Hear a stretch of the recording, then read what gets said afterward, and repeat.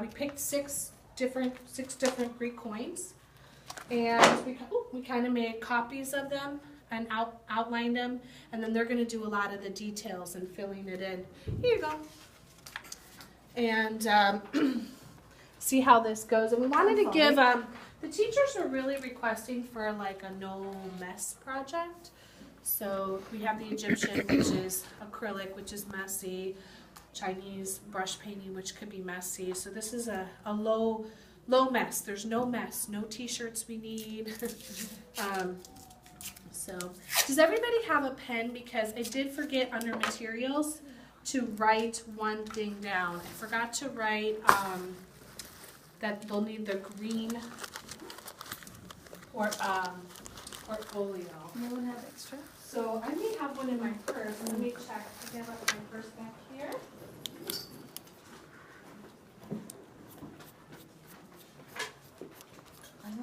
Huh. Being the artist I am, I have a Sharpie. Oh God. An extra Sharpie. Oh, I just deleted it because I needed space for this one. All right. I might have it in my WhatsApp. Didn't I WhatsApp it to you last time? Yeah, Or text it I to you? can't see it. Somehow I checked It didn't come? It didn't come. Can you try again? If I have it on text, because it's deleted, I could just try it. If I have it, I'll look. So under materials, I'm going to put green folder with posters. So all these posters and examples will be there. And depending on the classroom setup, kind of space them out, put some of them up. Not all of them need to go up, but it's kind of a good idea just to kind of have, get into that Greek theme and energy going. So the project itself is going to be embossing. So here are two examples. I have the owl example, and I'll pass it around. And I have the horse example. And we'll just kind of start to pass them around. And then this should take just that one period really to cool. work on. So in the box, you're going to have felt. Every student is going to get a piece of felt. Every student is going to get 3 tools. And the aluminum. The aluminum comes in these white envelopes. I put under here to be careful under the tips, to be careful with the edges. It is a little sharp. I haven't cut myself or anything, and I use this material for a lot of my younger elementary students, and if you just tell them that it's, don't go rubbing your finger. It is, you can hold on to it and everything. So, and then so they'll get the 3 tools. They'll need the flat tool, the pointed tool, and the round tool. They'll need a piece of felt, aluminum, and they will need to pick out their design. So as far as picking out their design, I thought it would be a good idea to put them in the back of the room or up, like maybe grab one and put it up on the board so that they have an idea, and then maybe lay them out on the back of the room, and then we can call them up in groups. And they have the idea, they could either do the horse, they could do the owl, they could do one of the man, one of the girls, which I might do today, another one, and then the wheat. So, and it's up to them. And these are all replicas of real Greek coins. So it's kind of a really neat project with that. So they'll take their piece of paper out. They'll take their piece of paper. The first step is to lay the felt down, aluminum on top, and then they're going to place the drawing right on top and do their best to center it. So when you're showing them, you don't want to put it off to the side like that, because we want to be able to tape it in the back and center it inside the frame. So they're going to do their best to center it right in the middle.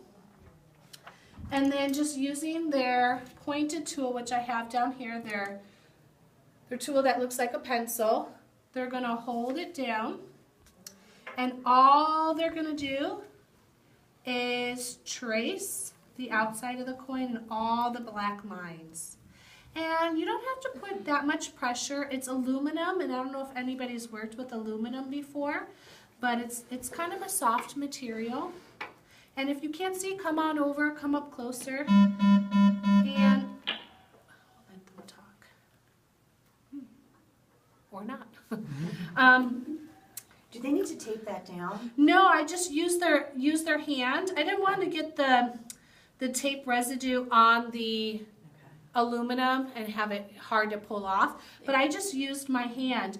One of the things I'm thinking the kids are going to be like, oh, I don't know if I traced that part yet, but if they just rub their finger over it, they could tell, oh, I didn't finish tracing her hair here over on this side. I mean, they could use Post-it notes to secure it probably, right? But I guess we could use Post-it notes I've too. just seen kids definitely have a problem. Oh! They's like, oh, I left my hand up and things shift. Oh! So if you just use the Post-it note, that's how we do for car making. We do that before we run through. Oh! And They shouldn't lift it up. Right, They don't- because they- otherwise they it'd be can't all help off. it. But they're gonna do it. Yeah. They might, to look, they might wanna Oh. peek. So you just take a strip of Post-it note, just do a couple corners, just so Well, we that could do a few little Post-it notes. I can Yeah. put that on there. That's a good idea. yeah, just to Okay. get the edges so it'll stay down. And tell them So don't. you don't get that residue or whatever you're looking for. Yeah, I didn't think that this was gonna. Yeah, it'll rip the paper. Let me. We'll add Post-it notes. Post-it notes to tape down. That's a great idea. See, this is why I love doing the project and getting feedback. So, all they do is trace all the black lines. So now it's all traced. It's all on there. And the second step, well, part of the first step, but the second portion is to retrace it. So once they remove the actual outline, like the drawing, they're just going to put it back on their felt like this, and they're going to come in and they're going to make sure all those lines are nice and traced and really solid. Because sometimes if you're going over the piece of paper, they didn't press it in enough. So just they'll take a moment to kind of trace this. How durable is the foil? It's pretty durable. I was pushing really hard, and during the second portion, we're doing a rubbing, and I was like rubbing it, and I did not poke a hole. So They're probably like, I have not poked a hole in it. I did 3. Michelle did a few. She runs this project, not doing the Greek coin, but in her class. So she's very familiar with this material. So she was the one who suggested it. But we have not. I've not poked through. If they do, let me know. that's the thing I'm afraid of. And then Yeah. they just start all over. I again would with think a they fresh would piece. start over. You Yeah. would? Yeah, There's a depending hole on somewhere. how big the hole is. You know, if it's a tiny little hole, they can probably go around So it. you can have a stack of the foil. So the foil is all in here, Okay. and they come in they're all in 12-piece bundles. So, and it's all already in the bin. It's actually pretty heavy. So everything's in there, and then I have all the frames, because I thought it'd be nice to have it nicely framed. And then you've got all the tools in there. And then we have a bunch of tape to tape the background. So, and then the felt will be in there as well.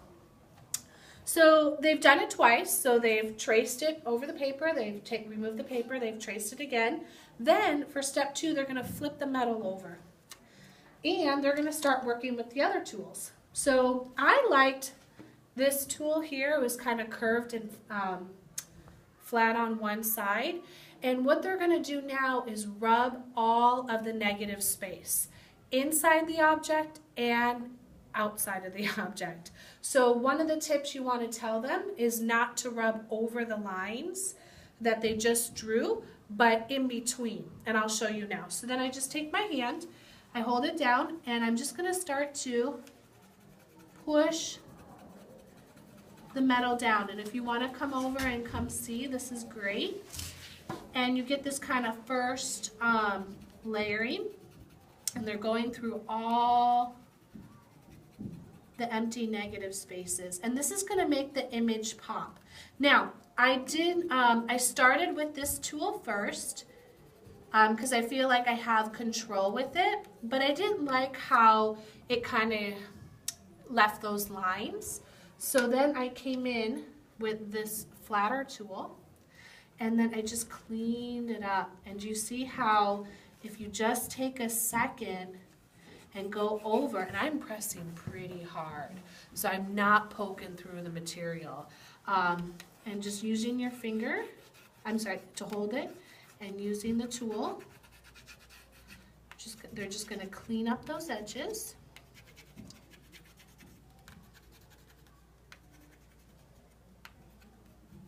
And I liked also to use this tool just to kind of really punch out the outside edge and make it nice and clean. And Would you then- have the students do it with you each step or show the whole thing? That's a good question.